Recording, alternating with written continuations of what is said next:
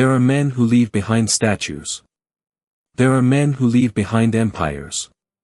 And then there are men who leave behind silence, the kind that follows a scream no one dared to finish. His name was spoken in whispers, carved into the soil of a broken century, and feared by millions who never saw his face.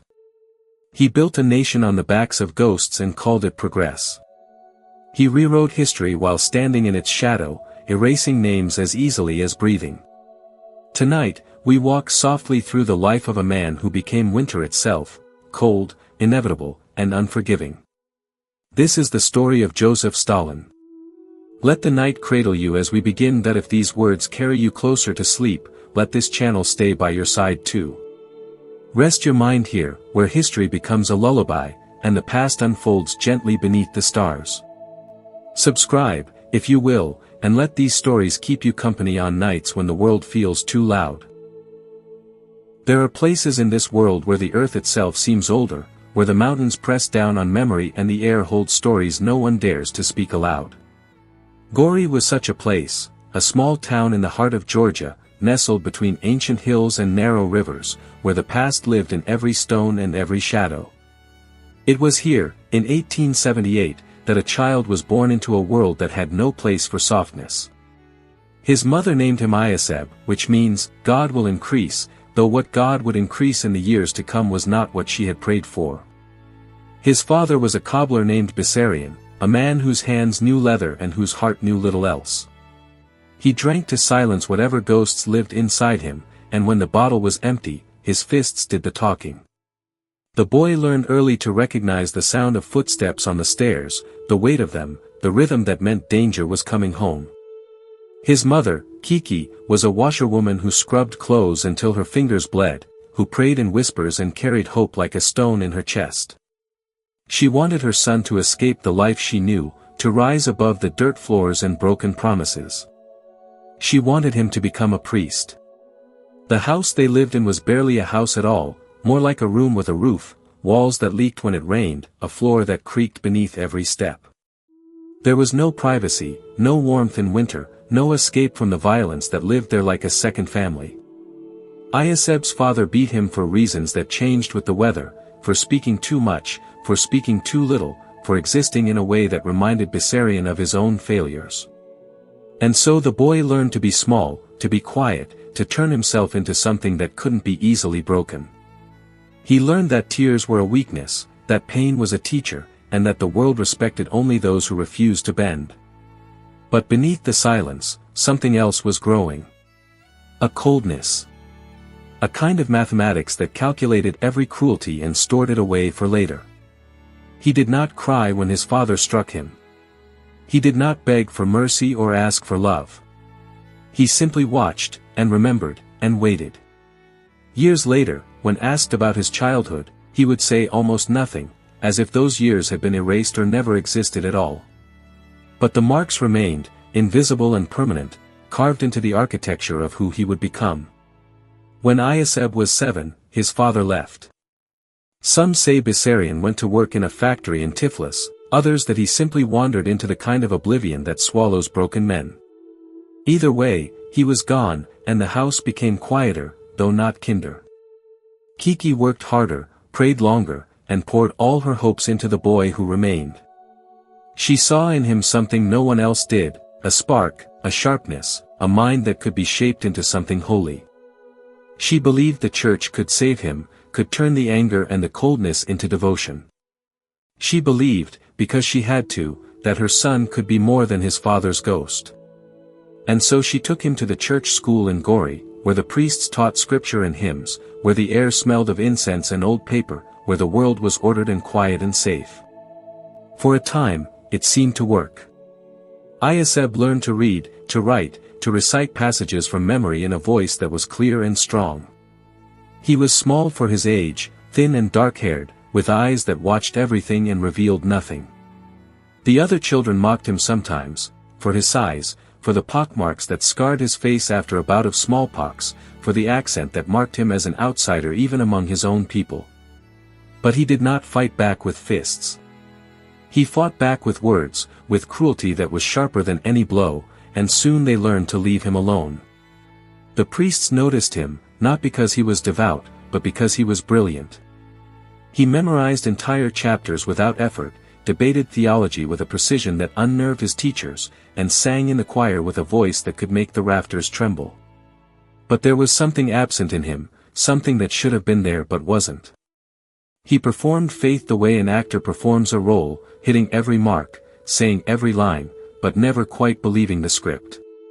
Still, his mother's dream held, and in 1894, he was accepted into the Tiflis Theological Seminary, the most prestigious religious school in Georgia. He was 16 years old, and the world still thought it knew what he would become. The seminary in Tiflis rose like a fortress against the sky, all stone and iron and silence.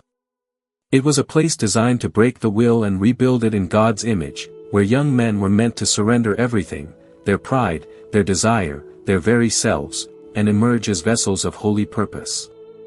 The days began before dawn with prayers that echoed through cold corridors, followed by hours of scripture study, liturgical practice, and strict obedience to rules that governed every breath. The students wore black robes that made them look like shadows moving through candlelight, and they were forbidden from reading anything that was not approved by the church. It was a prison disguised as salvation, and for most who entered, it became exactly that. But Ioseb did not come to surrender.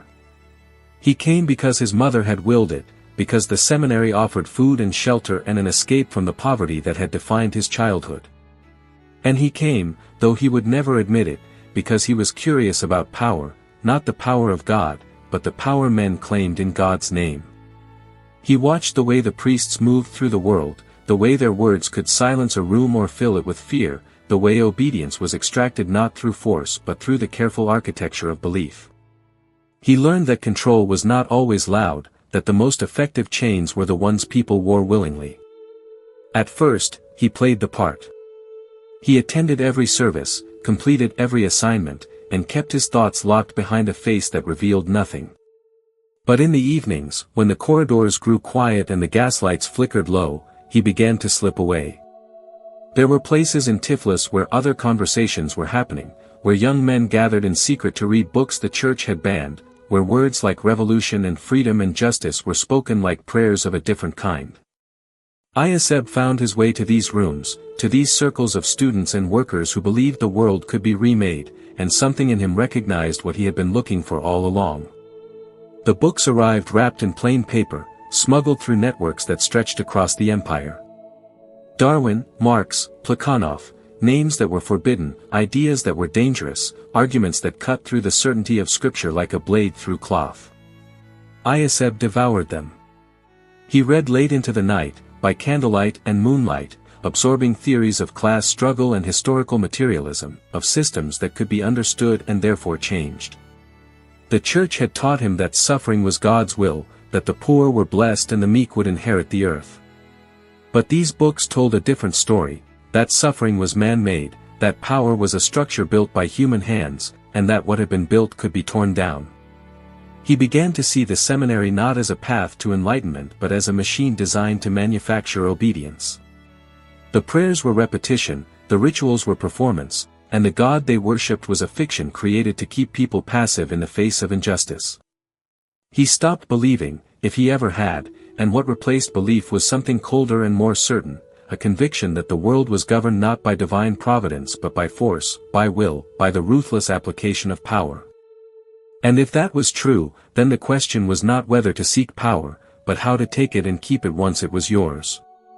His grades began to slip.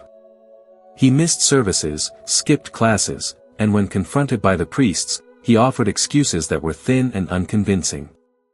He was caught with forbidden books more than once, and each time the punishments grew harsher: solitary confinement in a cell barely larger than a coffin, hours of forced prayer, public humiliation before the other students.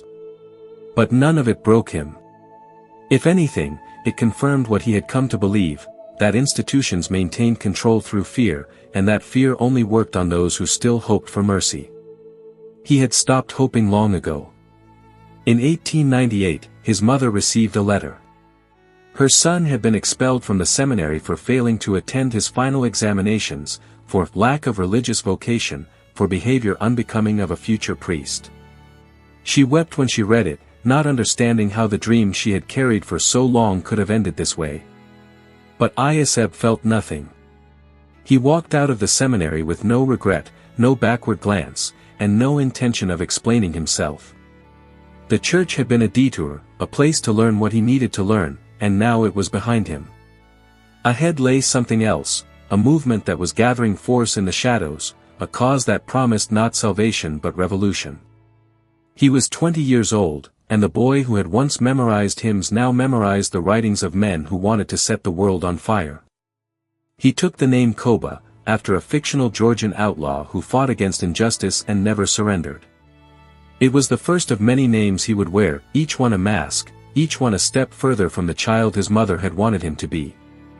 And as he descended into the underground networks of revolutionaries and exiles, into the hidden world of strikes and protests and whispered plans, he carried with him the lessons he had learned in that cold stone seminary, that power was theater, that belief was a weapon, and that the world belonged to those willing to do what others would not. The night he left Tiflis, the city was quiet beneath a sky crowded with stars. Somewhere in the distance, church bells rang for evening prayers, the sound drifting across rooftops and empty streets like an echo of something that no longer mattered. Ioseb walked through it all without looking back, his footsteps steady, his face unreadable, already becoming the kind of man who would leave no trace except the silence that followed in his wake. There is a certain kind of man who thrives in chaos, who finds clarity in collapse, who watches empires crumble and sees not tragedy but opportunity. Ioseb, now calling himself Koba, was becoming such a man. The Russian Empire at the turn of the century was a giant collapsing under its own weight, held together by tradition and terror, by tsars who believed in divine right and generals who believed in nothing but force. But beneath the surface, in the factories and tenements, in the universities and underground printing presses, a different world was stirring. It was a world of strikes and manifestos, of men and women who met in secret to imagine a future where the workers owned the means of production and the old order burned to ash. Koba found his way into this world not through grand speeches or intellectual brilliance, but through something simpler and more valuable. He was willing to do the work no one else wanted to do. He arrived in Batum, a port city on the Black Sea, in 1901, carrying nothing but a few books and a reputation for being reliable in ways that mattered to revolutionaries. Batum was a city of oil refineries and striking workers, of narrow streets that smelled like salt and petroleum, where laborers lived in conditions that ground them down like machinery. Koba moved among them quietly, organizing strikes, distributing pamphlets, speaking at meetings in voices just loud enough to be heard but not loud enough to attract attention from the police. He was not a natural orator, his Georgian accent was thick, his sentences blunt, but he had a way of speaking that made people listen. He did not promise them paradise. He promised them power, and he told them exactly what it would cost. The Marxist Social Democratic Labour Party was fractured even then, split between those who believed revolution could come through gradual reform and those who believed it had to be seized by force. Koba aligned himself with the latter, with Lenin's Bolshevik faction, not out of ideological purity but because he understood that revolutions were not won by those who waited for permission. He read Lenin's writings with the same intensity he had once read forbidden books in the seminary, underlining passages, memorizing arguments, absorbing the logic of class warfare and the necessity of a vanguard party to lead the masses. But more than the theory, he was drawn to the ruthlessness of it, the clarity with which Lenin dismissed sentiment and morality as bourgeois distractions. The goal was power. Everything else was noise. In April of 1902, Koba helped organize a massive strike at the oil refineries in Batum. Thousands of workers walked off the job, demanding better wages and safer conditions, and for a few days it seemed like the city might tip into full revolt. But the authorities responded the way they always did, with soldiers and bullets. The demonstration turned into a massacre, workers shot down in the streets, blood mixing with oil on the cobblestones. Koba was arrested, thrown into a cell that was dark and damp and crawling with vermin, and left there to wait for a trial that might never come. But even in prison, he did not stop. He organized the other inmates, debated strategy with fellow revolutionaries, and turned the cell into a classroom where the uneducated learned to read and the educated learned to fight. He was sentenced to exile in Siberia, to a village so remote it barely appeared on maps, where the winter lasted 9 months and the snow erased the horizon. It was a place designed to break spirits, to bury revolutionaries in cold and silence until they forgot why they had ever resisted. But Koba did not break. He endured the cold the way he had endured his father's fists, the way he had endured the seminary, by turning himself to stone, by refusing to feel anything that could be used against him. And when the opportunity came, as it always did in the chaos of Siberian exile, he escaped. He walked through frozen forests and across frozen rivers, stole food from farms and slept in barns, and made his way back to the underground networks that were waiting for men exactly like him. Exile and escape became a rhythm in his life. He was arrested again, exiled again, escaped again, each cycle teaching him more about how the system worked, where its weaknesses were, how to move through it like water through cracks in stone. He learned to use false names and fake documents, to change his appearance with a shaved head or a grown beard, to vanish into crowds and reappear in cities hundreds of miles away. The Okhrana, the Tsar's secret police, had files on him that grew thicker with each arrest, but they never quite managed to hold him. He was slippery, patient, and utterly without fear of consequences.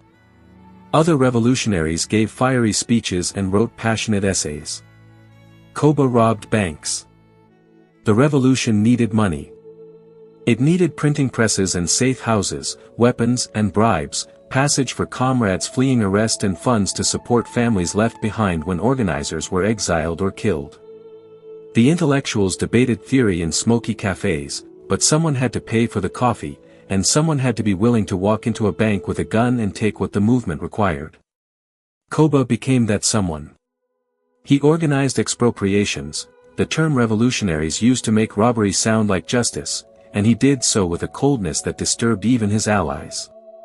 There was no hesitation in him, no moral wrestling, no sleepless nights after violence was done. The cause justified the means, and if innocent people were hurt in the crossfire, that was simply the cost of progress. The most notorious of these robberies took place in Tiflis in June of 1907, in broad daylight, in the center of the city where Koba had once been a seminary student. A convoy carrying tax revenue, 250,000 rubles, was moving through the main square when bombs exploded around it, horses screaming, guards falling, smoke and chaos filling the air. Armed men appeared from every direction, grabbing sacks of money and disappearing into the maze of streets before the police could even understand what had happened. Dozens were killed or wounded, including bystanders who had simply been in the wrong place when history decided to be violent. The money made its way to Lenin, funding Bolshevik operations across Europe, and though Koba's exact role was never proven, everyone who mattered knew he had been the architect. He was earning a reputation now, not as a thinker but as someone who got things done. Lenin noticed. The two men met for the first time in 1905, at a Bolshevik conference in Finland, and though their relationship would never be warm, it was built on something more durable than affection, mutual recognition. Lenin saw in Koba a man unburdened by doubt, someone who understood that revolution was not a philosophy seminar but a war, and wars were won by those willing to be ruthless. Koba saw in Lenin the mind he lacked, the theoretical framework that could transform his instinct for power into something larger and more permanent. They needed each other, though neither would ever fully trust the other. The years that followed were a blur of arrests and escapes, of underground meetings and close calls, of nights spent in foreign cities and days spent in Russian prisons. Koba moved between Baku and St. Petersburg, between Vienna and Krakow, always one step ahead of the Okhrana, always operating in the margins where the light didn't quite reach. He was still small and unremarkable in appearance, the kind of man who could sit in a crowded tavern and be forgotten the moment he left. But those who worked with him learned quickly that he was not someone to underestimate. He remembered everything, every slight, every betrayal, every name of everyone who had ever crossed him or the movement. And he never forgot. In 1912, Lenin appointed him to the Bolshevik Central Committee, recognizing that the party needed men like Koba, men who were not afraid to do the work that left stains. It was around this time that he began using a new name, one that would stick where the others had not. He signed his articles Stalin, derived from the Russian word for steel. It was not a name chosen for poetry or sentiment. It was a statement of fact, a declaration of what he had become through years of cold discipline and calculated violence. Steel did not bend. Steel did not break. And steel, when applied with enough force, could cut through anything. He was arrested again in 1913 and exiled once more to Siberia, this time to a region so remote that escape seemed impossible. The village was called Kurika, a collection of wooden huts clinging to the edge of the Arctic Circle, where the sun disappeared for months and the cold was so absolute it could stop a man's breath in his lungs. Other exiles went mad in places like this, or drank themselves to death, or simply gave up and let the winter take them. But Stalin endured. He hunted and fished, read whatever books reached him through the mail, and waited with the patience of someone who understood that history moved in cycles and that his time would come. And then, in February of 1917, the cycle turned. News reached Kurika that the Tsar had fallen, that riots in Petrograd had exploded into revolution, that the old order was collapsing and the future was suddenly open and uncertain. Stalin packed his few belongings, made his way south through the thawing landscape, and arrived in Petrograd just as the city was tearing itself apart between those who wanted democracy and those who wanted something more.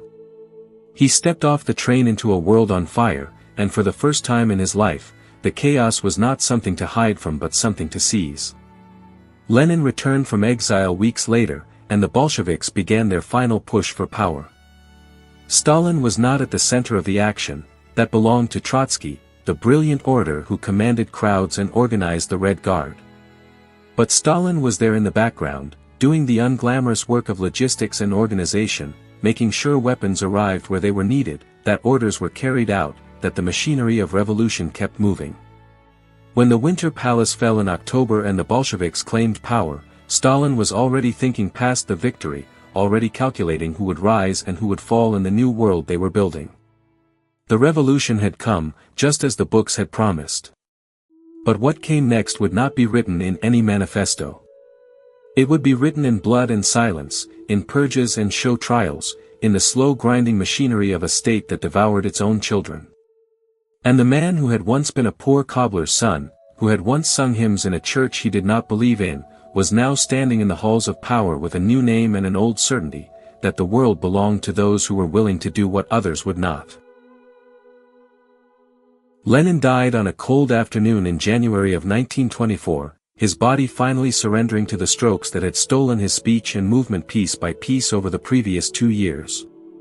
The man who had led the revolution, who had rebuilt Russia on the ruins of the old empire, was gone, and what remained was a question no one had wanted to ask while he still breathed: who would inherit the power he left behind? The answer seemed obvious to almost everyone. Leon Trotsky, brilliant, charismatic, the architect of the Red Army's victory in the Civil War, was the natural successor. He spoke like thunder, commanded loyalty through sheer force of intellect, and carried himself with the confidence of someone who believed history had chosen him. But history, as it turned out, had other plans. Stalin had spent the years after the revolution doing the work no one else wanted. While Trotsky gave speeches and won battles, Stalin sat on committees, managed bureaucracies, and accumulated titles that sounded boring but carried enormous weight. He became General Secretary of the Communist Party, a position that seemed administrative, almost clerical, the kind of job intellectuals dismissed as paperwork. But Stalin understood what they did not, that power in the new Soviet state would not come from ideas or popularity, but from control over the machinery itself. He appointed people to positions throughout the party, built networks of loyalty that stretched from Moscow to the farthest corners of the Union, and made himself indispensable in ways that were invisible until it was too late to matter. Lenin had seen it coming, in those final lucid moments before the stroke stole everything. He had dictated a testament, a warning to the party that Stalin was too crude, too ruthless, that he concentrated too much power in his hands and should be removed from his position. But the testament was suppressed, kept secret by those who owed their positions to Stalin, and by the time it might have mattered, Lenin was in a mausoleum and Stalin was already moving. He did not move like a conqueror. He moved like water finding the lowest ground, filling every space, patient and relentless, until suddenly he was everywhere and there was no dry land left to stand on. The struggle for power was framed as an ideological debate. Trotsky believed in permanent revolution, in spreading communism across the globe through continuous upheaval. Stalin proposed socialism in one country, arguing that the Soviet Union must first build strength within its borders before exporting revolution abroad. It sounded like a genuine philosophical disagreement, the kind of thing Marxist theoreticians could debate for years. But it was never really about theory. It was about survival, about who could marshal enough support to destroy the other, and Stalin was better at that kind of war than Trotsky ever imagined. He formed alliances with Grigory Zinoviev and Lev Kamenev, two old Bolsheviks who feared Trotsky's ambition and believed Stalin could be controlled. Together they marginalized Trotsky, stripping him of positions, undermining his authority, turning his eloquence into a liability by painting him as an elitist intellectual disconnected from the working class. Trotsky fought back with words and arguments, writing essays that dissected Stalin's logic and exposed his mediocrity. But Stalin did not fight with words. He fought with votes at party congresses, with whisper campaigns that spread through the bureaucracy, with the quiet removal of Trotsky's supporters from positions of influence. And slowly, inevitably, Trotsky's power drained away like water through cupped hands. By 1927, Trotsky had been expelled from the Communist Party. By 1929, he had been exiled from the Soviet Union entirely, forced to wander from country to country like a ghost of the revolution he had helped create. Stalin had won, but he did not stop there. He turned on Zinoviev and Kamenev next, the allies who had helped him defeat Trotsky, because he understood that anyone who had held power once might reach for it again. They were expelled from the party, humiliated in public confessions, and eventually arrested. The revolution, it turned out, was not a moment of liberation but a machine that consumed its architects one by one, and Stalin's hand was on every lever. The countryside was next. Lenin's new economic policy had allowed some private trade and farming, a compromise meant to prevent total collapse after years of war and famine. But Stalin saw compromise as weakness, and he had a vision that required total control. In 1928, he launched Collectivization, a campaign to eliminate private farming and force peasants into state-run collective farms where the government would control all production. It was presented as modernization, as the necessary next step in building socialism. In reality, it was war against the peasantry, against a way of life that had existed for centuries, and the casualties would number in the millions. The kulaks were the first to suffer. They were the relatively prosperous farmers, those who owned a few extra acres or employed a laborer or two, and Stalin declared them enemies of the state. The word itself became a death sentence. Party officials and Red Army units swept through villages, confiscating grain, livestock, tools, anything of value, and deporting entire families to labor camps in Siberia or Central Asia. The kulaks were not just dispossessed, they were erased, their homes burned, their names struck from records, their children left to wander the roads like ghosts.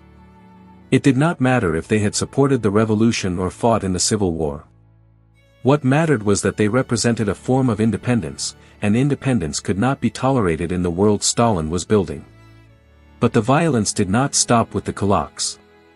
Peasants who resisted collectivization, who hid grain or slaughtered their livestock rather than surrender them to the state, were labeled saboteurs and counter-revolutionaries. Entire villages were punished for the defiance of a few, their food confiscated, their leaders executed, their populations left to starve as a lesson to others.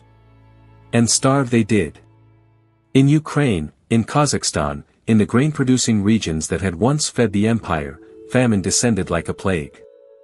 The fields went unplanted because the farmers had been deported or killed. The harvest rotted because there was no one left to bring it in.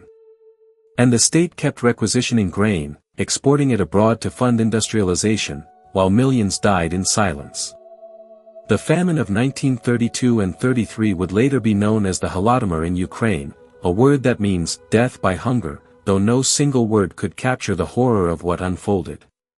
Parents watched their children waste away, skin stretched over bones, eyes gone dull and empty. People ate bark, grass, anything that could be swallowed.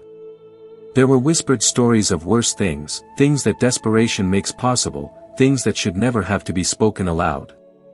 Stalin knew. Reports reached Moscow, detailed accounts of the dying, photographs of skeletal bodies piled in the streets.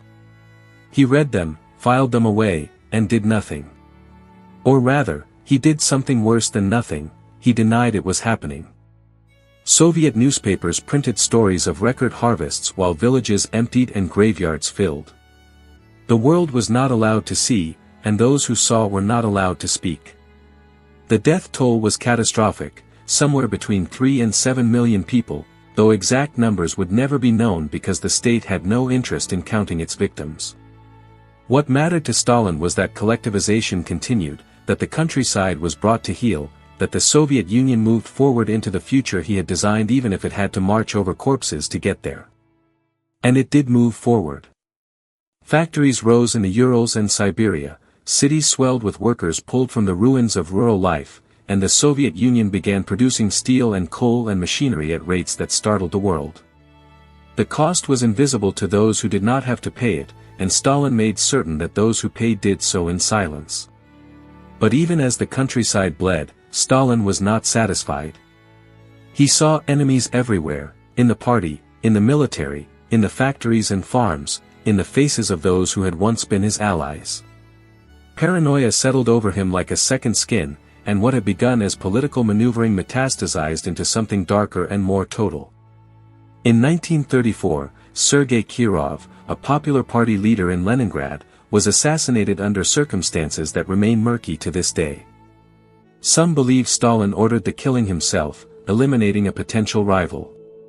Others believe he simply seized the opportunity that the murder presented.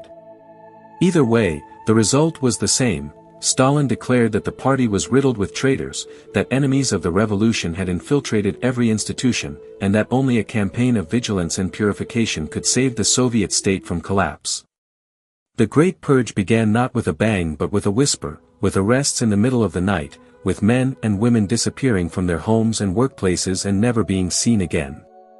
The NKVD, the secret police, became the instrument of terror, operating with quotas and directives that demanded a certain number of arrests, confessions, executions. It did not matter if the accused were guilty of anything. The state needed enemies, and so enemies were produced, through torture, through fabricated evidence, through show trials where the accused confessed to crimes they had not committed and conspiracies that had never existed.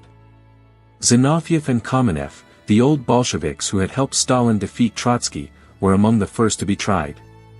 They stood in a Moscow courtroom and confessed to plotting with foreign powers to overthrow the Soviet government, to assassinate Stalin, to sabotage the revolution they had helped create.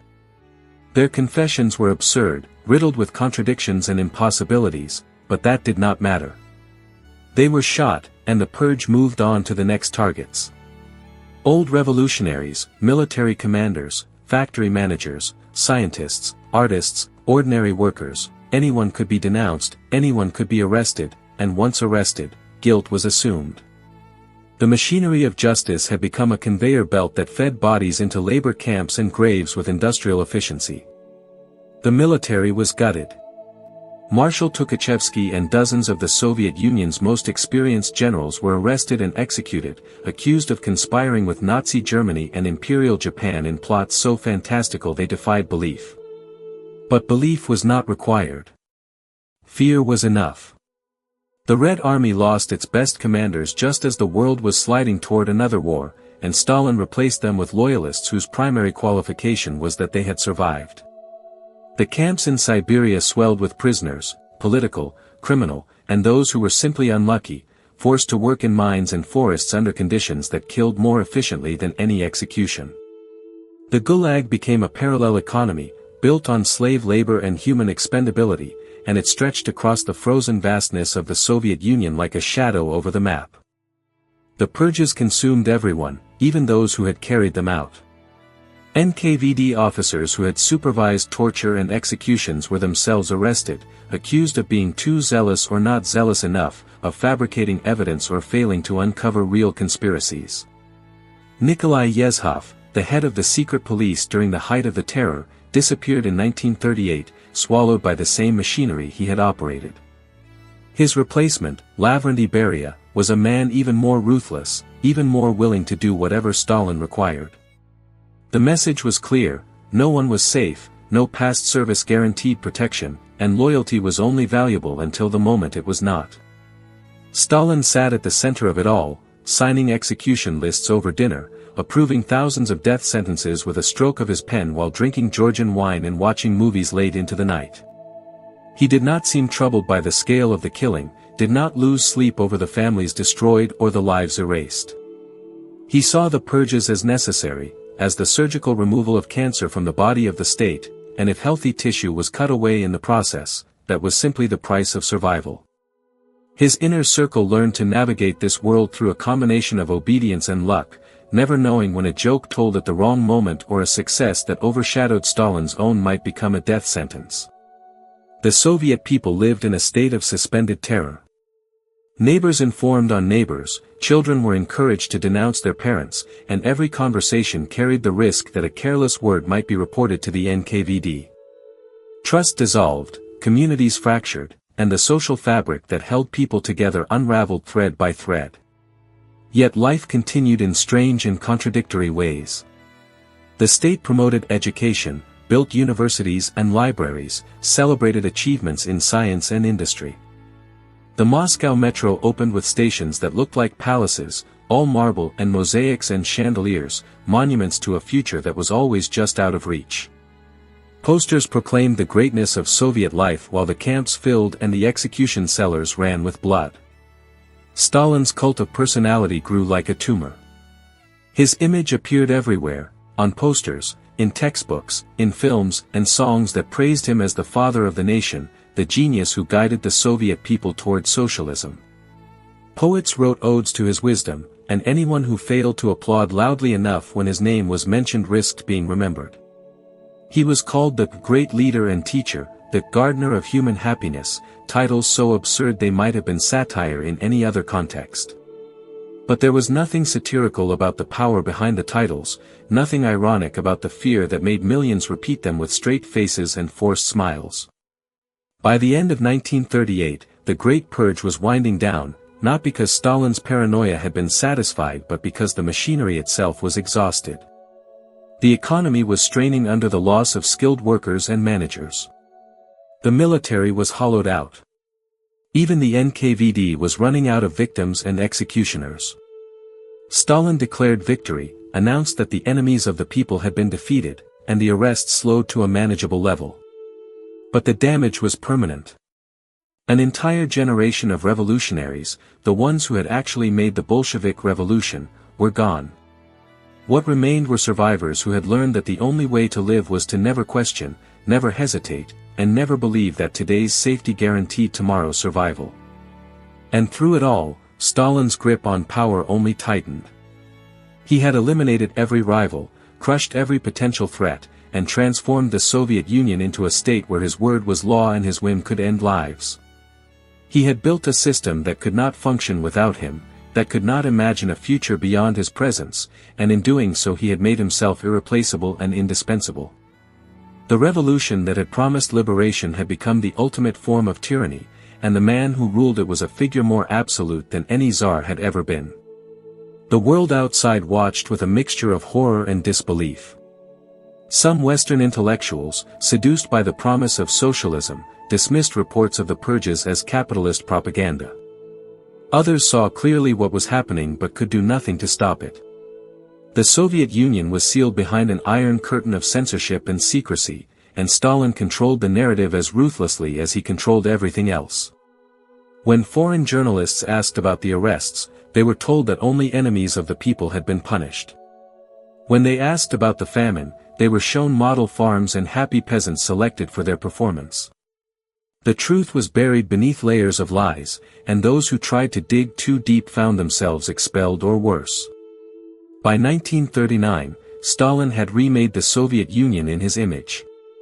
It was a country of vast industrial projects and empty villages, of gleaming propaganda and hidden graves, of scientific achievement and mass imprisonment.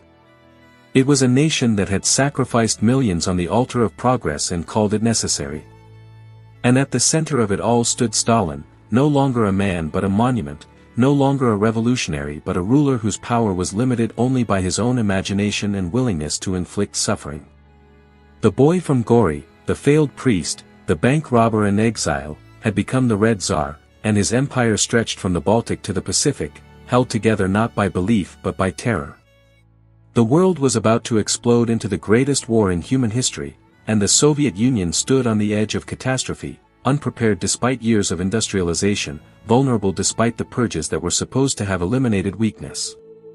But Stalin did not see it coming, or if he did, he believed himself capable of managing the threat through the same methods he had always used: calculation, ruthlessness, and the willingness to sacrifice anyone and anything for survival.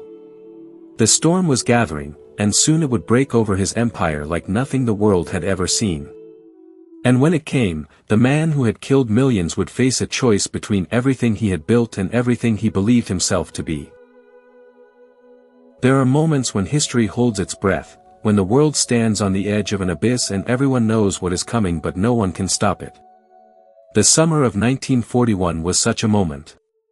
Across Europe, the Nazi war machine had crushed everything in its path: Poland, France, the Low Countries, the Balkans, and now it turned its gaze eastward, toward the vast expanse of the Soviet Union.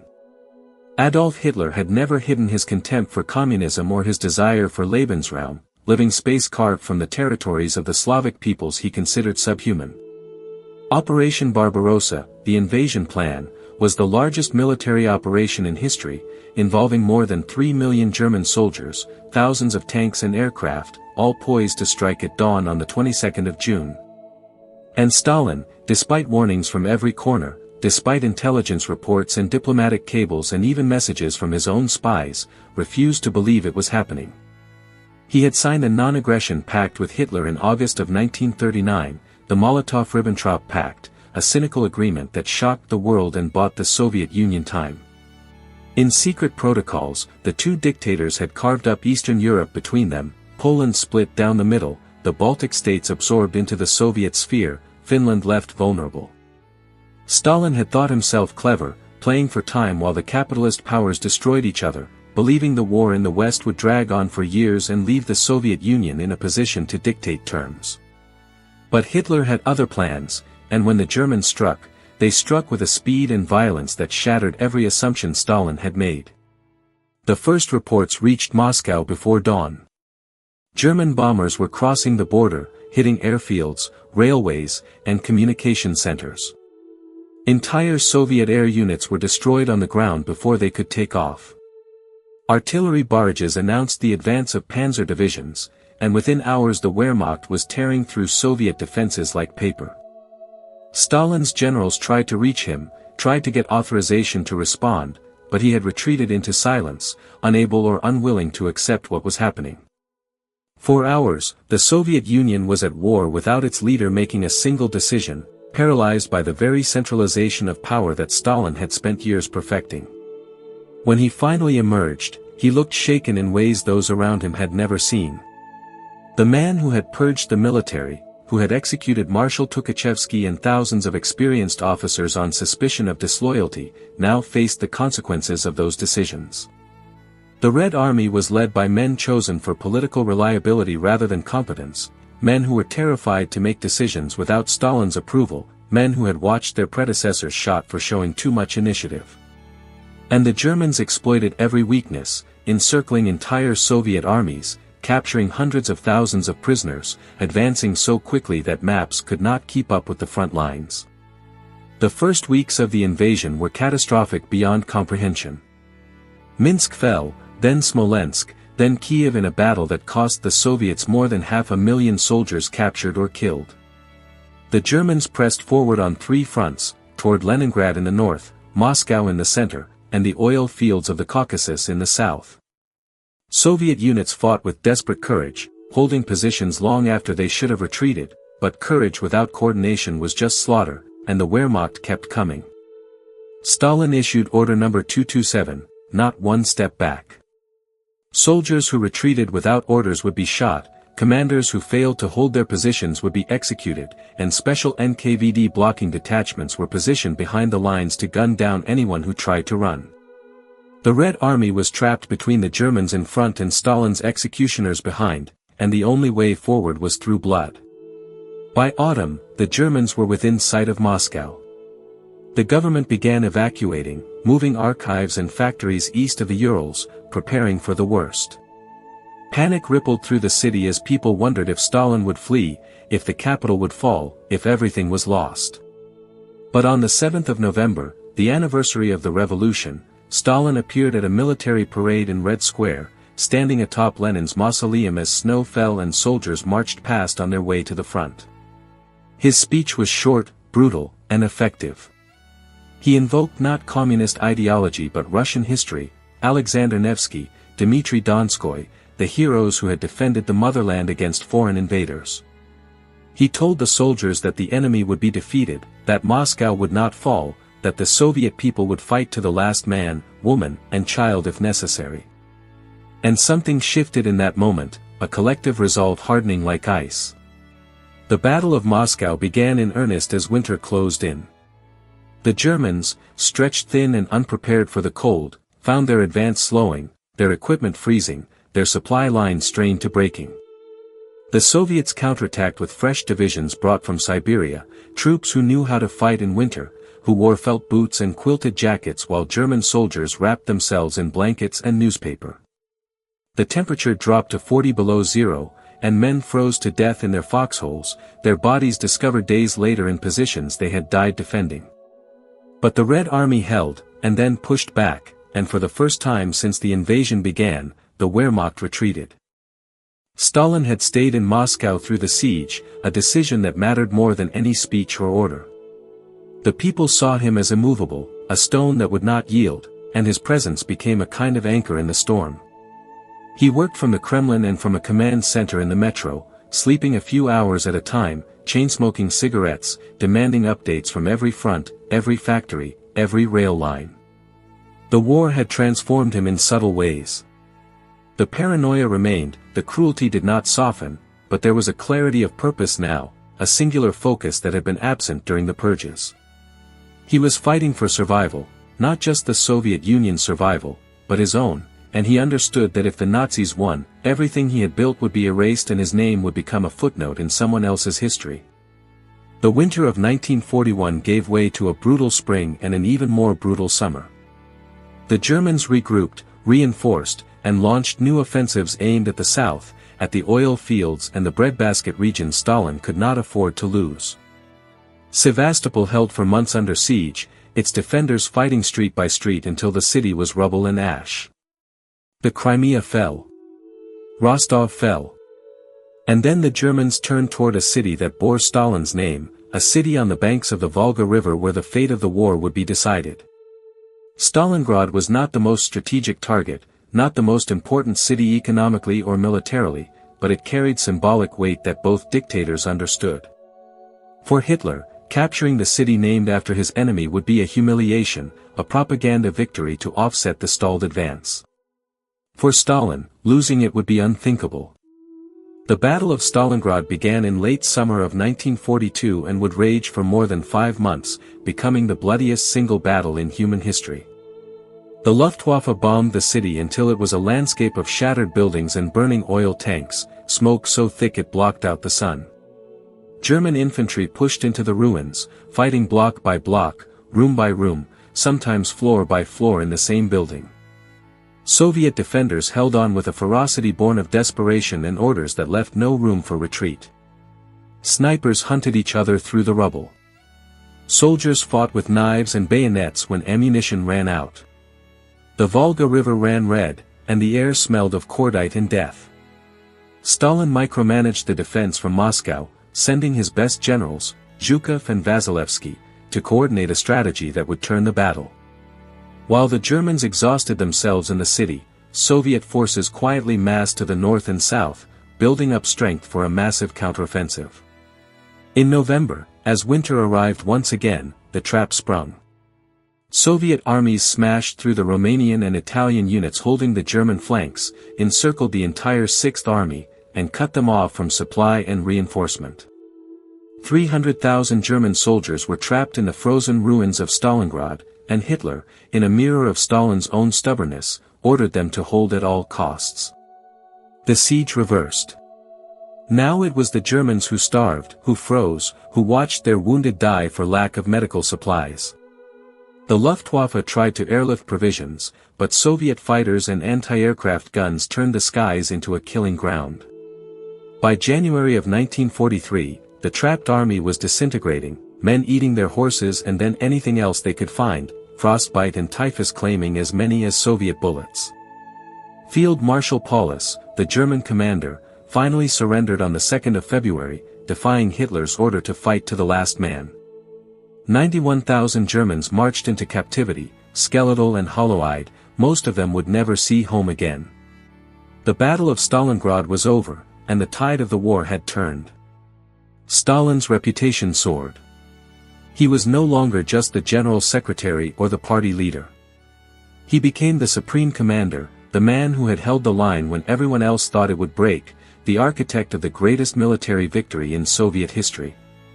Propaganda portrayed him as a military genius, though in reality his greatest contributions were his refusal to surrender and his willingness to spend lives without hesitation. But perception mattered more than truth, and the perception was that Stalin had saved the motherland. The Red Army, bloodied but unbroken, began the long push westward, driving the Germans back across the territories they had conquered, liberating cities and villages that had suffered under occupation, and leaving their own marks on the landscape as they advanced. The war ground on through 1943 and 1944, a slow brutal slog across Eastern Europe. The Germans fought every step of the way, but they were bleeding from wounds that could not be healed, casualties they could not replace, fuel they could not produce, territory they could not hold. The Soviets pressed forward with a momentum that seemed unstoppable, fueled by American Lend-Lease supplies, by factories that had been relocated east and were now producing tanks and aircraft at rates the Germans could not match, and by a rage that had been building since the first day of the invasion. Every Soviet soldier had a story of loss, a village burned, a family murdered, a friend who had disappeared into the camps or died at the front. And now they were taking it all back, with interest. The Western Allies opened a second front in June of 1944, landing at Normandy and beginning their own push toward Germany. But Stalin knew that the Eastern Front had been the war's center of gravity all along, that more Germans had died fighting the Red Army than all other Allied forces combined, and that when the history was written, the Soviet Union's sacrifice would dwarf everyone else's. He was right, though the full cost would take years to calculate. 27 million Soviet citizens died in the war, soldiers and civilians, men and women and children, a number so vast it became abstract, impossible to truly comprehend. Entire generations were wiped out. Cities were erased. The demographic wound would scar the nation for decades. By early 1945, the Red Army stood on the banks of the Oder River, less than 50 miles from Berlin. The city that had launched the invasion, that had sent millions to die in the Soviet Union, now trembled as Soviet artillery prepared to announce the final act. Stalin wanted Berlin. He wanted it desperately, wanted to plant the Soviet flag over the Reichstag before the Western Allies could reach it, wanted the symbolic victory that would cement the Soviet Union's place as the power that had truly defeated fascism. He ordered his generals to race for the prize, and they obeyed with an urgency that cost thousands of lives in the final weeks of a war that was already won. The Battle of Berlin was apocalyptic. Soviet forces encircled the city and fought their way inward, street by street, building by building, through a landscape of rubble and fire where German soldiers, old men, and even children fought with the desperation of those who knew there would be no mercy. The Red Army showed little. They remembered the mass graves, the burned villages, the horrors of occupation, and they repaid them in full.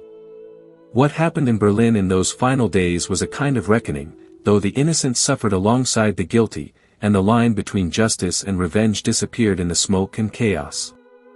On the 30th of April, Hitler killed himself in his bunker beneath the ruined city, and the war in Europe effectively ended, though fighting would continue for days as isolated German units surrendered or were destroyed. On the 2nd of May, Soviet soldiers raised the red flag over the Reichstag, the image captured in a photograph that would become one of the most iconic of the war. Stalin had his victory. The Soviet Union, at unimaginable cost, had survived and triumphed. And the man who had ruled it through purges and famine, through terror and war, emerged not diminished but elevated, his power more absolute than ever. The victory parades in Moscow were spectacular, carefully choreographed displays of military might and national pride. Captured German banners were thrown at the base of Lenin's mausoleum, and soldiers marched through Red Square to the sound of brass bands and roaring crowds. Stalin stood above it all, watching from his place of honor, accepting congratulations from generals who knew their survival depended on his continued favor. He was given new titles, new honors, promoted to generalissimo, the highest military rank, though he had never commanded troops in battle and his understanding of military strategy was rudimentary at best. But none of that mattered. He had won, and winners write the history. The wartime alliance with Britain and the United States began to fracture almost immediately. At the conferences in Tehran, Yalta, and Potsdam, Stalin negotiated with Churchill and Roosevelt, and later Truman, over the shape of the post-war world. He was shrewd and patient, willing to make tactical concessions but never losing sight of his strategic goals. He wanted a buffer zone of friendly states between the Soviet Union and the West, insurance against another invasion, and he got it. Poland, Czechoslovakia, Hungary, Romania, Bulgaria, one by one they fell into the Soviet sphere, their governments replaced with communist regimes that took orders from Moscow. Churchill would later call it an Iron Curtain descending across Europe, but Stalin saw it as simple pragmatism, the price the world would pay for having left the Soviet Union to bleed while they delayed opening a second front. Eastern Europe became a new empire, though Stalin never called it that. He called it liberation, called it socialism, called it the inevitable march of history. But the Red Army remained in occupation, and the NKVD followed close behind, rounding up political opponents, establishing secret police networks, and ensuring that no deviation from Moscow's line would be tolerated. The countries that had been freed from Nazi occupation found themselves under a different boot, and the hope that had briefly flickered at war's end was extinguished in the cold reality of Soviet control. At home, Stalin tightened his grip even further. The soldiers who returned from the West, who had seen other ways of life and other systems of government, became suspect. Officers who had been prisoners of war were interrogated and often sent to the Gulag, accused of treason for having surrendered even when surrender had been the only alternative to death.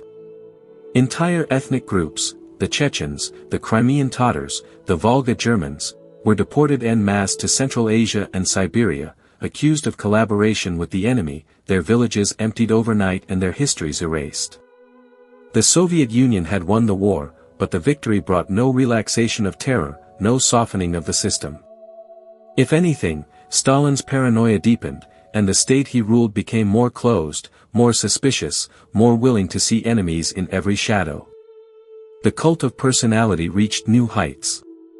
Stalin was credited with every victory, praised as the greatest military commander in history, celebrated in songs and films and monuments that towered over city squares.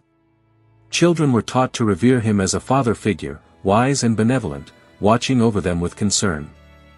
The reality, that he had purged the officer corps before the war, that his initial mistakes had cost millions of lives, that his orders had often been militarily disastrous, was erased from the record.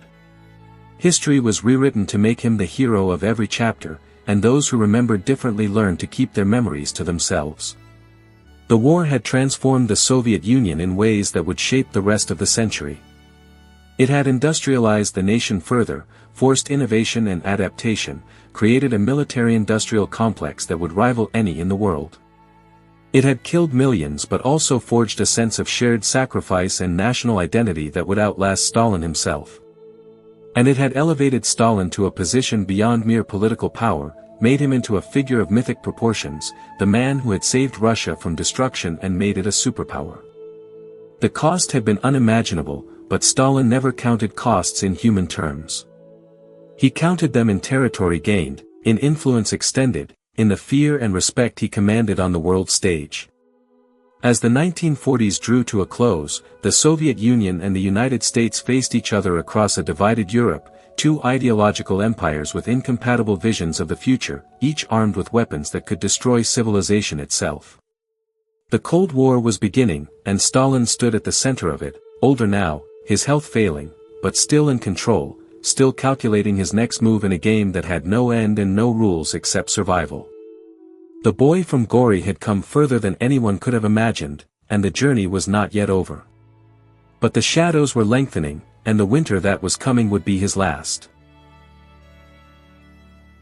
Victory should have brought peace, or at least the possibility of rest. But for Stalin, there was no such thing as rest, no moment when vigilance could be relaxed or suspicion set aside. The war had ended, but in his mind, the struggle had only changed form. The enemy was no longer wearing a German uniform, the enemy was everywhere and nowhere, hidden behind loyal faces, embedded in institutions, waiting for the moment of weakness that would bring everything crashing down. And so the purges resumed, quieter than before but no less deadly, a low hum of terror that ran through every level of Soviet society like an electrical current that could not be seen but could kill at any moment. The soldiers who returned from Europe brought back more than memories of victory. They brought back questions. They had seen other countries, walked through cities that had not been bombed into rubble by their own governments, met people who spoke freely and lived without fear of midnight arrests. The communist propaganda had told them that the Soviet Union was a workers' paradise, that the capitalist West was collapsing under the weight of its own contradictions. But their eyes had told them something different, and Stalin knew that such knowledge was dangerous. Hundreds of thousands of returning prisoners of war were not allowed to go home. They were sent directly from German captivity to Soviet labor camps, accused of treason for the crime of having survived, suspected of contamination by foreign ideas. The Gulag swallowed them, and their families were told nothing. Leningrad had suffered perhaps more than any other city during the war. The 900-day siege had killed more than 1 million people through starvation, cold, and bombardment, and the survivors carried scars that would never heal. But Stalin did not reward their sacrifice with gratitude. Instead, he grew suspicious of Leningrad's party leadership, particularly Andrei Zhdanov and those around him.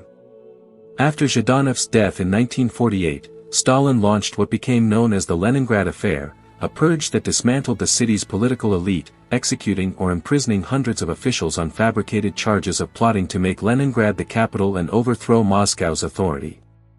The city that had bled for the motherland was punished for having its own identity, its own pride, its own heroes who were not named Stalin. The cultural sphere was next. During the war, Stalin had loosened restrictions slightly, allowing artists and writers more freedom to create work that would inspire the population and maintain morale. But now that freedom was revoked with brutal efficiency. Zhdanov, before his death, led a campaign against what was called rootless cosmopolitanism, a code word for Jewish intellectuals, for anyone whose work seemed insufficiently patriotic or too influenced by Western ideas. Poets, composers, filmmakers were denounced in public, their work banned, their careers destroyed. Dmitri Shostakovich, one of the greatest composers of the age, was forced to confess his errors and promise to write music that better served the people, though his true feelings were buried in the notes of symphonies that future generations would decode.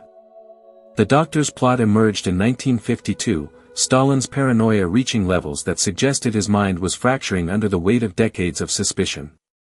He became convinced that Kremlin doctors, many of them Jewish, were plotting to assassinate Soviet leaders through medical malpractice.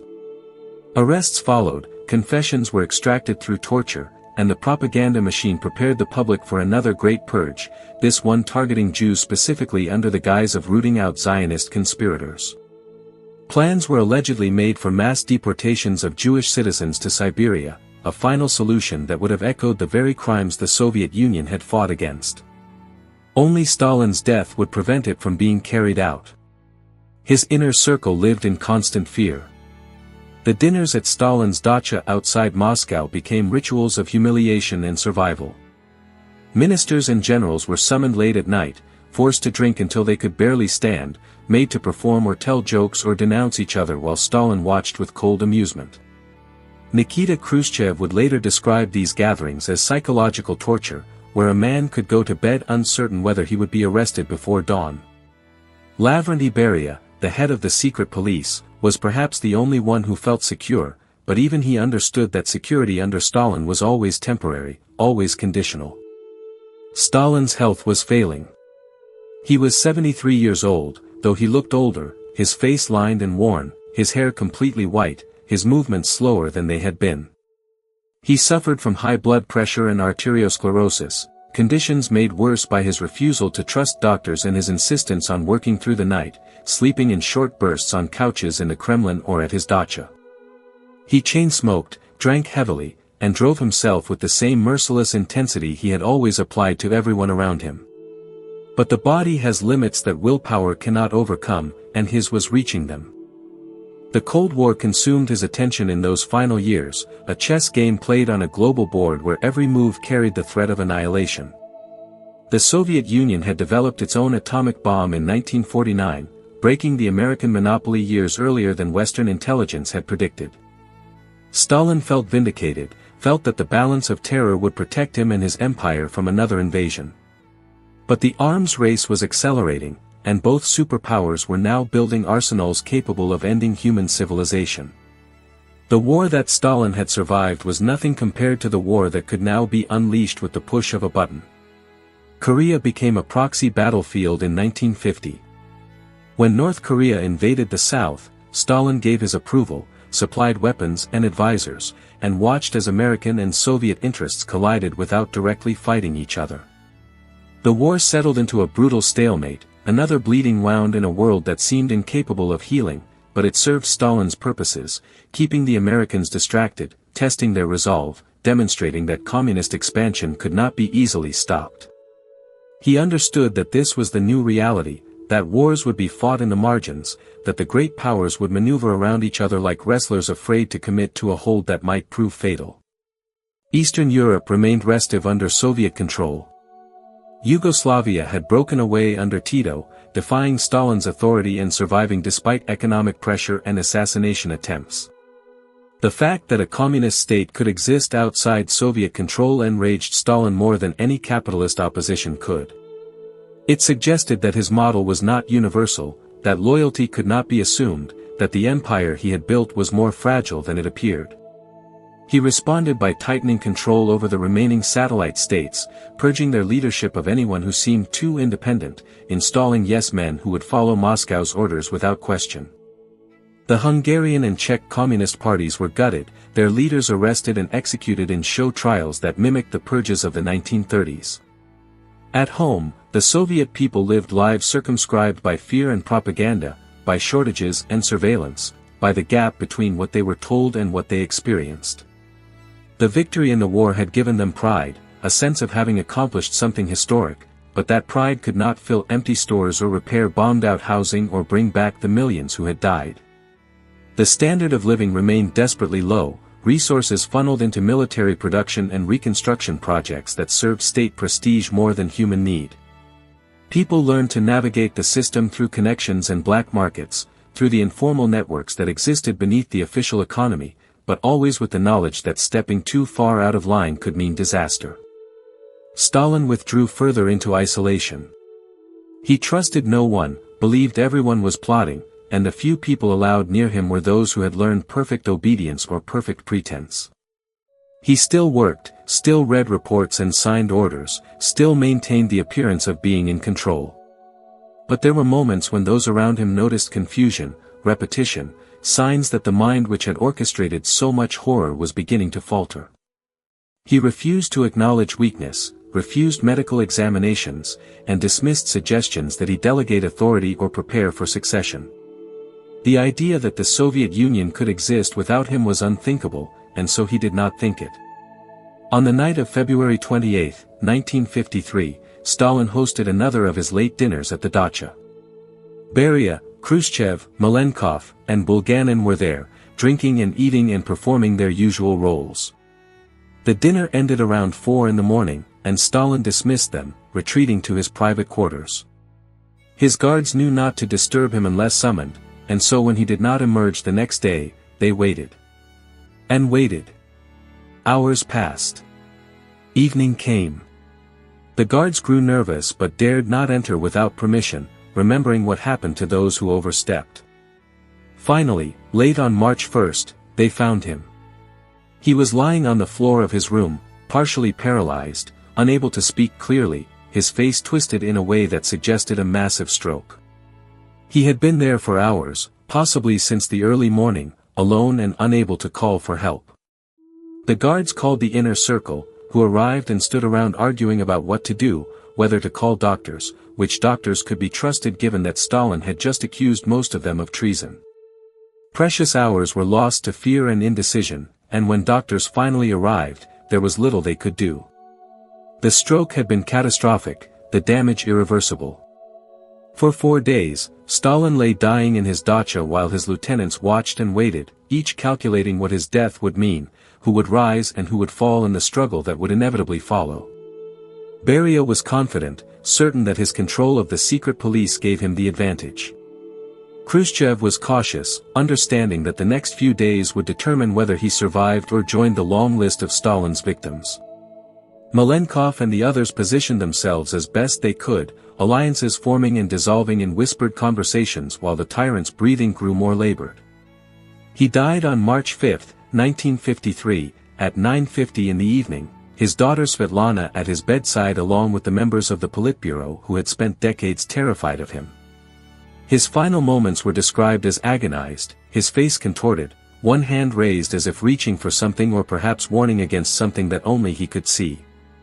And then he was gone, and the silence that followed was filled not with grief but with an exhalation, a collective breath held for decades finally released.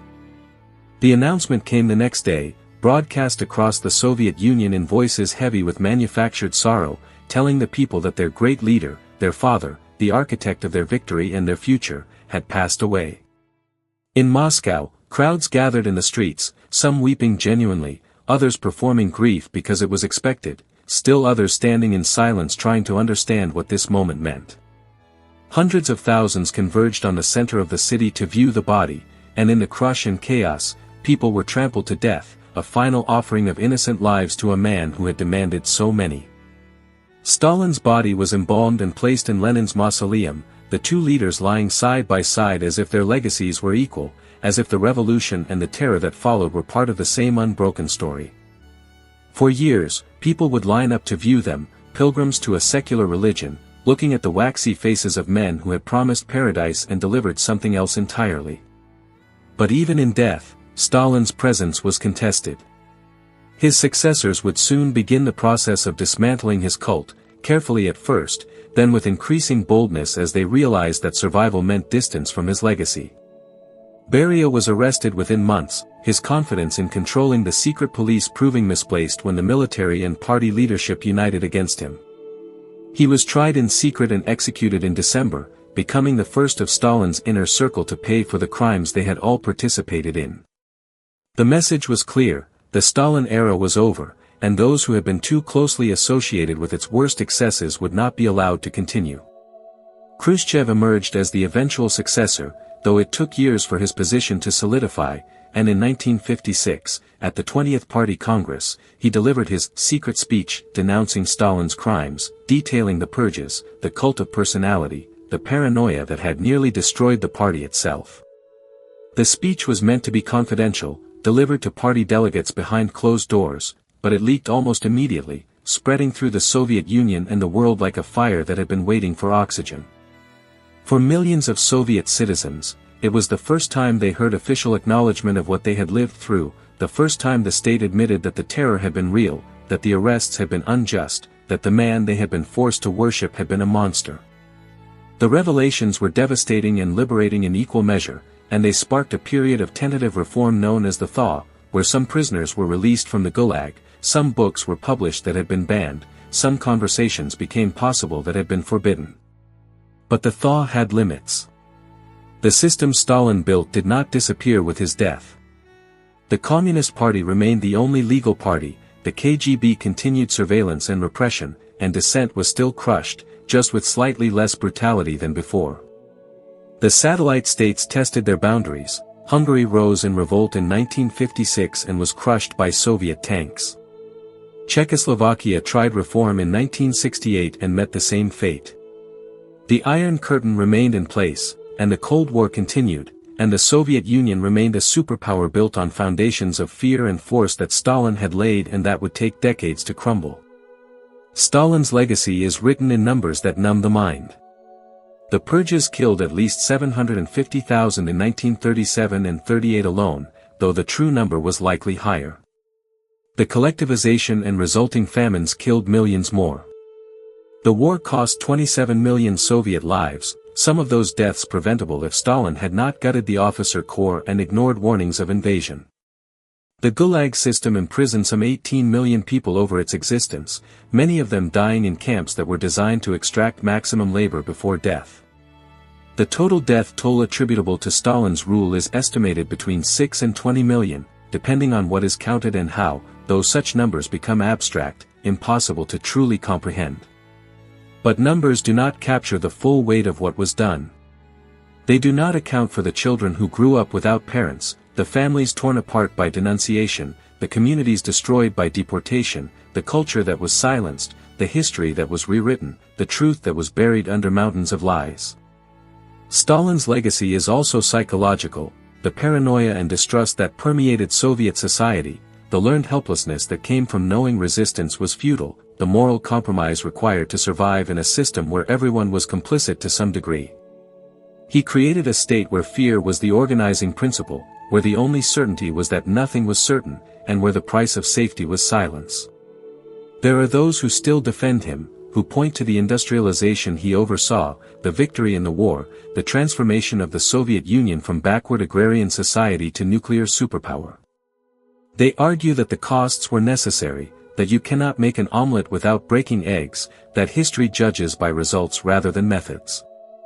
But such arguments ignore the question of whether the omelette was worth the eggs, whether a system built on mass murder and totalitarian control can ever be justified by its achievements, whether progress means anything if it requires the sacrifice of millions of innocent lives on the altar of ideology. Stalin died in a room alone, unable to speak, unable to call for help, abandoned by the guards who were too afraid to check on him. There is something fitting in that ending, a dictator who had made everyone around him terrified of initiative dying because that terror paralyzed those who might have saved him. He had built a system that made him indispensable and then discovered that indispensability does not make you immortal. He had eliminated every rival, every threat, every voice that might have disagreed, and in doing so he had isolated himself so completely that when death came, it found him utterly alone. The world he left behind was divided and dangerous, armed with weapons capable of ending civilization, locked in ideological struggle that would define the second half of the 20th century. The Soviet Union he built would last another 38 years after his death, slowly ossifying under the weight of its own contradictions, unable to reform without admitting that its founding premises were lies, unable to continue without reform. When it finally collapsed in 1991, it collapsed not with a bang but with exhaustion, the people simply walking away from a system that had demanded everything and given back so little. The statues began coming down long before the Soviet Union itself fell. In some places they were toppled by crowds, ropes tied around bronze necks, pulled to the ground with the same fervor that had once attended their unveiling. In others they were removed quietly by authorities who understood that the mythology could no longer be sustained, that the gap between propaganda and reality had grown too wide to be bridged by speeches or censorship. Stalin's image, once ubiquitous, slowly disappeared from public spaces, though his shadow lingered in the architecture of the state he had built, in the institutions that bore his fingerprints, in the habits of thought and behavior that generations had learned under his rule. The revelations continued for decades. Archives opened, survivors spoke, historians pieced together the full scope of the horror from documents that had been sealed and testimonies that had been suppressed. The Gulag Archipelago, Solzhenitsyn's devastating chronicle of the camp system, circulated in secret before being published abroad, giving voice to millions who had suffered in silence. The stories that emerged were individual and specific: a poet arrested for a private joke, a scientist disappeared because his work contradicted ideological dogma, a child sent to an orphanage because her parents had been declared enemies of the people. Each story was a thread, and together they wove a tapestry of suffering so vast it defied comprehension. In Gori, the small Georgian town where it all began, his childhood home was preserved as a museum, enshrined beneath a marble pavilion as if protecting something sacred. For years after his death, people visited, some out of nostalgia for the Soviet past, others out of morbid curiosity about the man who had emerged from such ordinary origins to commit such extraordinary crimes. The museum presented a sanitized version of his early life, careful not to glorify but also careful not to condemn too harshly, walking a line between historical preservation and political sensitivity. Outside, a massive statue stood for decades until it too was finally removed, leaving an empty pedestal and a question about what should fill the space where a tyrant once stood.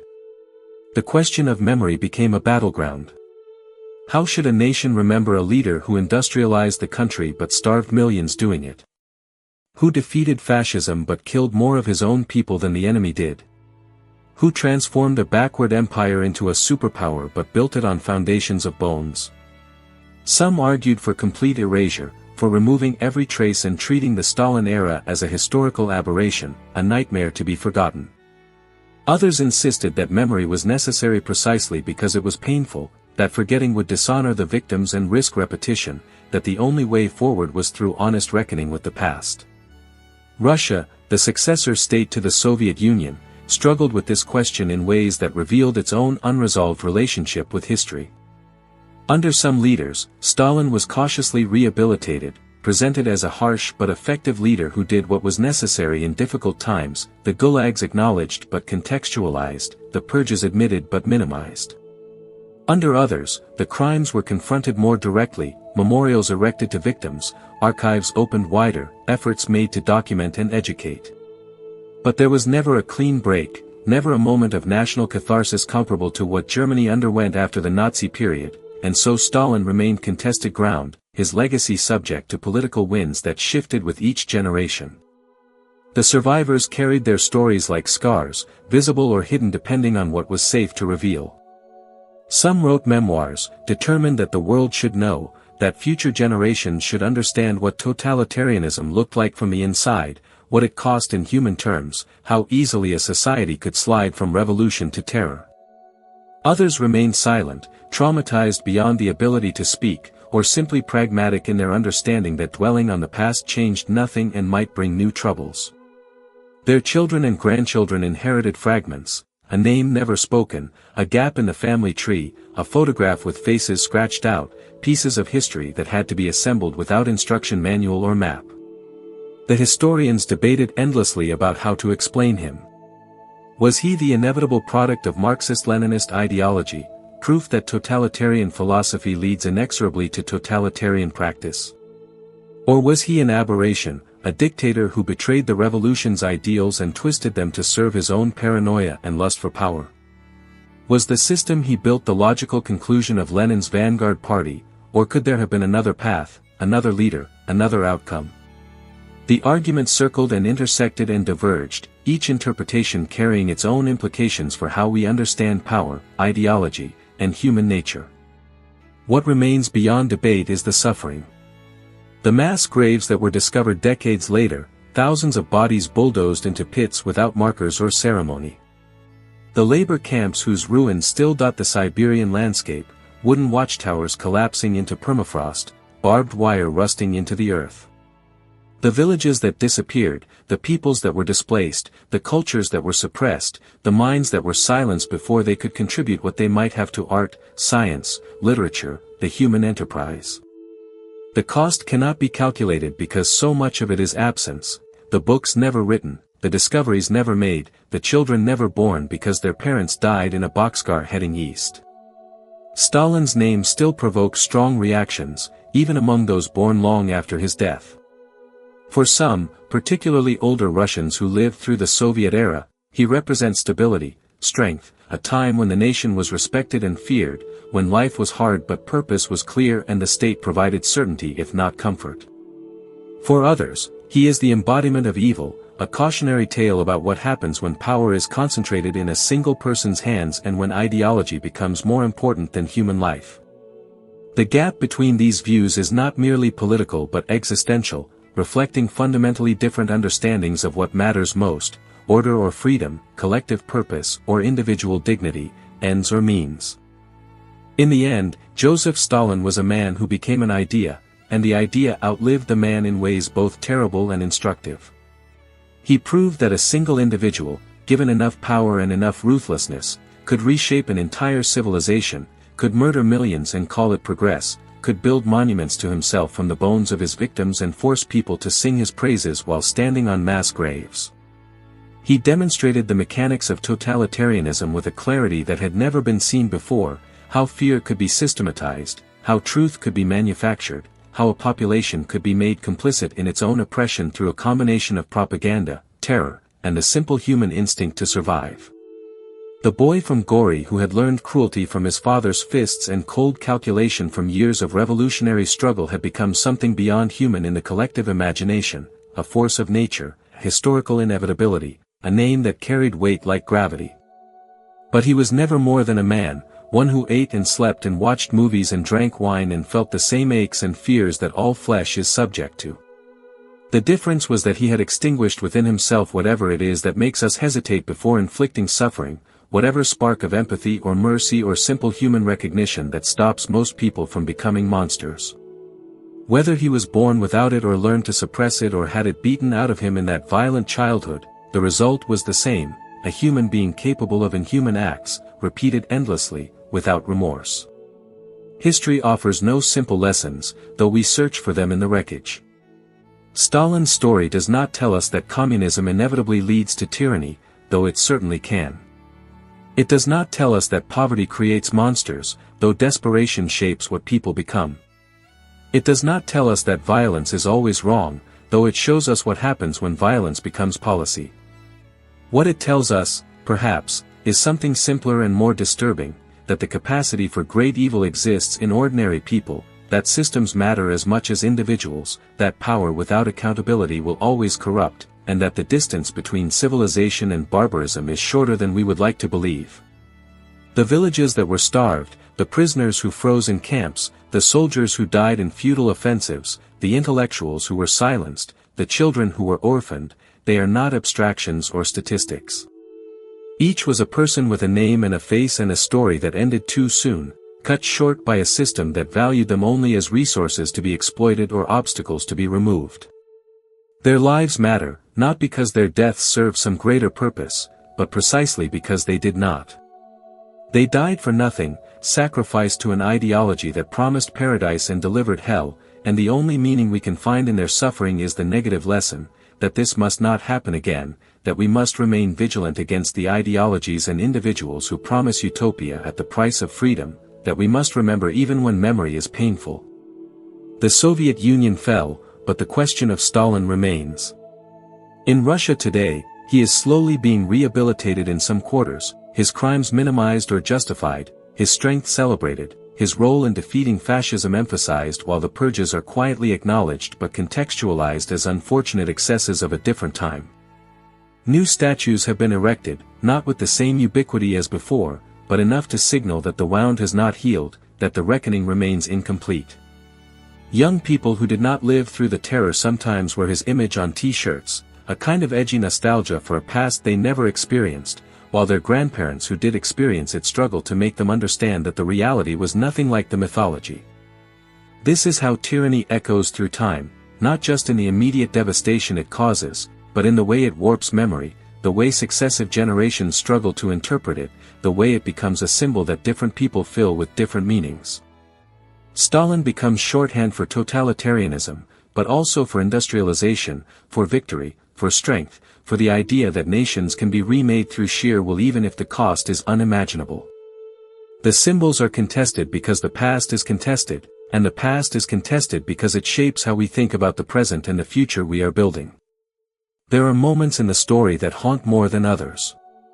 Stalin alone on the floor of his dacha, paralyzed and unable to call for help, dying slowly over hours because everyone was too afraid to disturb him. The irony is almost too perfect, the man who demanded absolute obedience killed by that very obedience, the architect of fear betrayed by fear itself. Or the purges, where old revolutionaries confessed to crimes that were physically impossible, betraying everything they had believed in because the machinery of torture and psychological pressure left them no other choice. Or the famine, where parents made decisions no parent should ever have to contemplate, where villages became graveyards and the state kept exporting grain while people starved. These moments matter because they reveal the human dimension of historical horror, because they remind us that behind every statistic was a person who suffered, who feared, who hoped for mercy that never came. Stalin understood numbers and systems, logistics and power, but he seems to have been incapable of understanding people as anything more than tools or obstacles.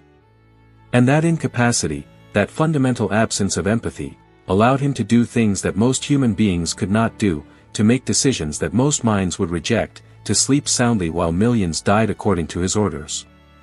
The night deepens now, and the story draws to its close.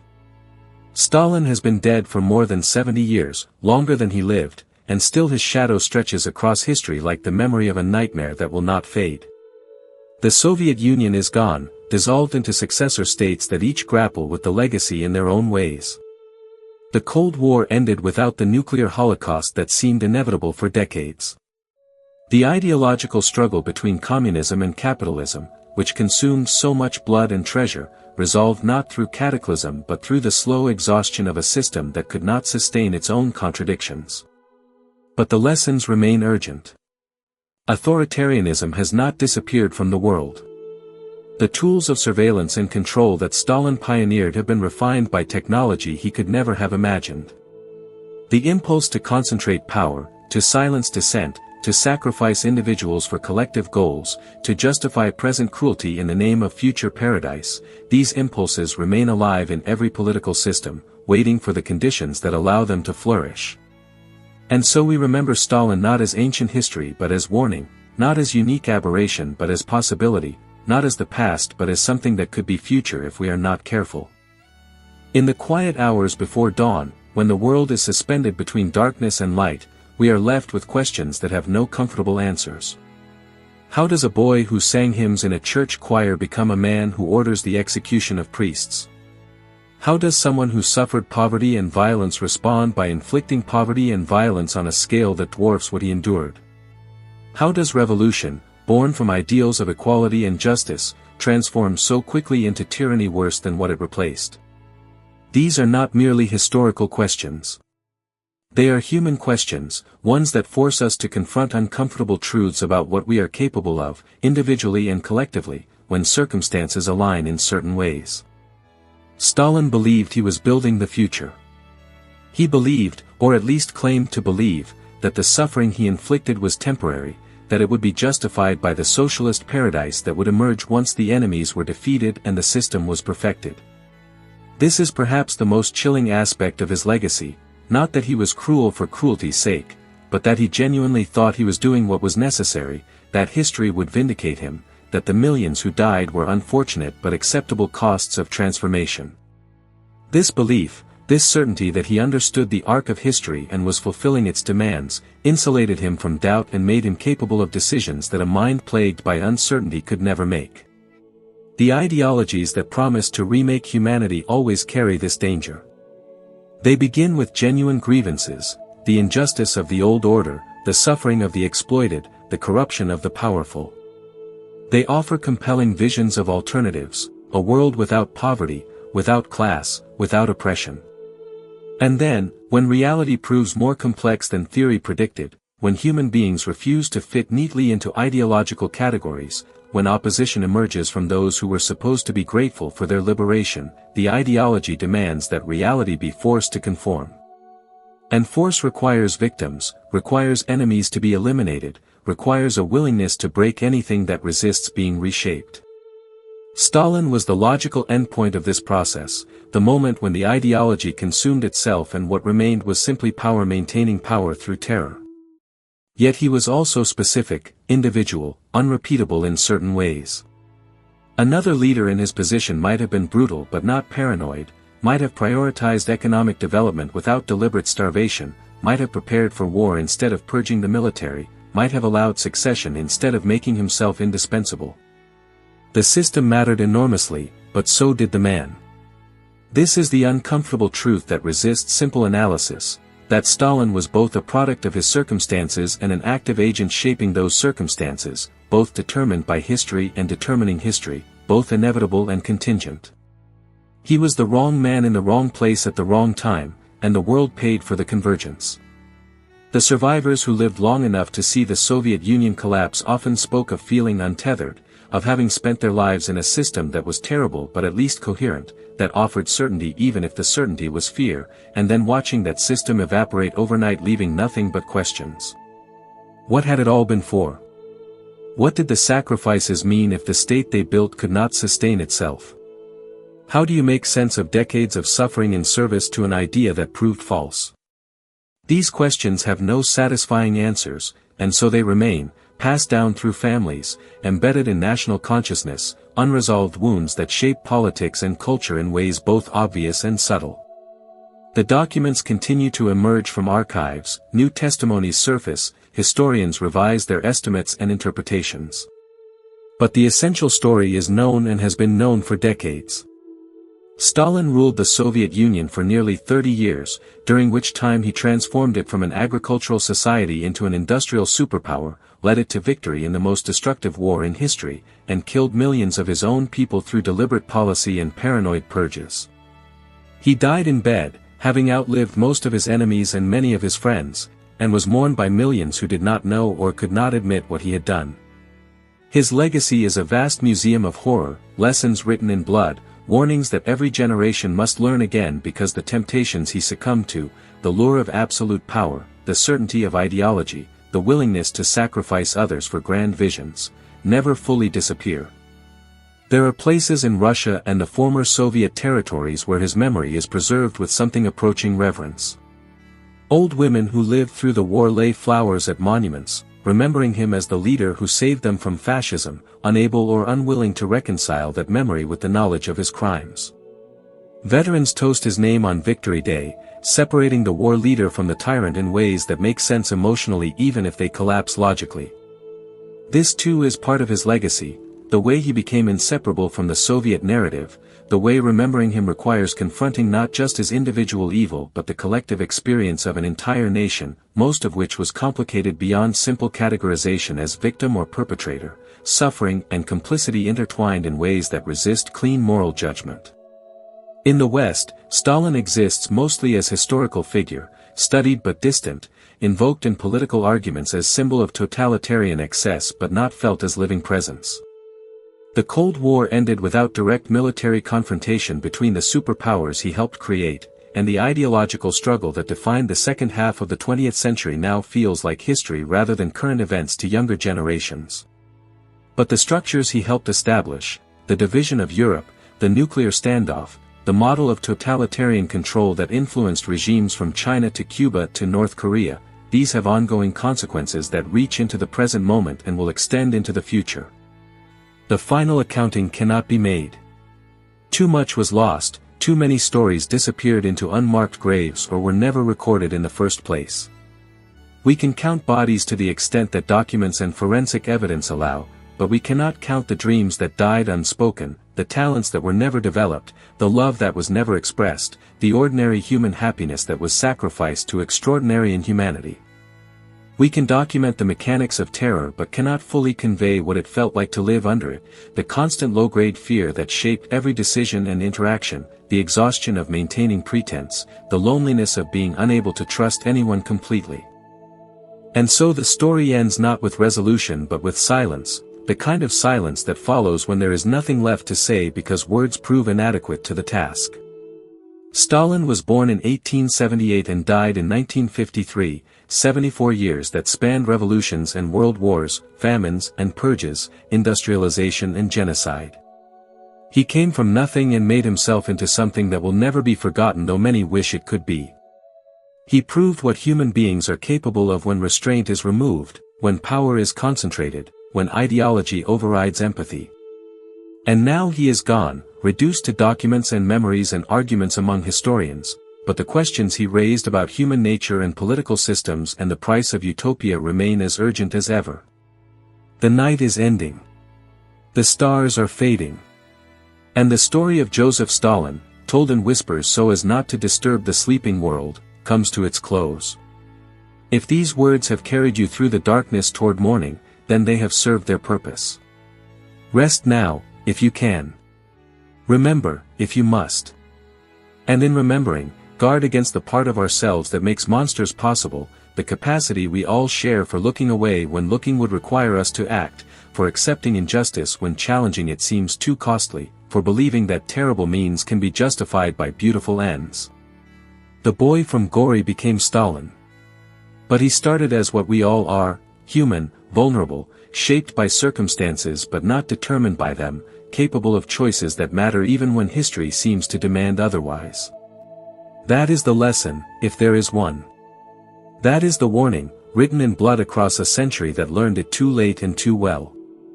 That is the story, finished now, settling into silence like snow over unmarked graves, covering everything, revealing nothing, except that it happened, and that we must ensure it never happens again. If this story has walked beside you through the night, perhaps it can remain close as you rest. Subscribe to keep these histories near, and let the past speak gently to the present, so we might learn what the darkness has to teach without being consumed by it. Sleep well.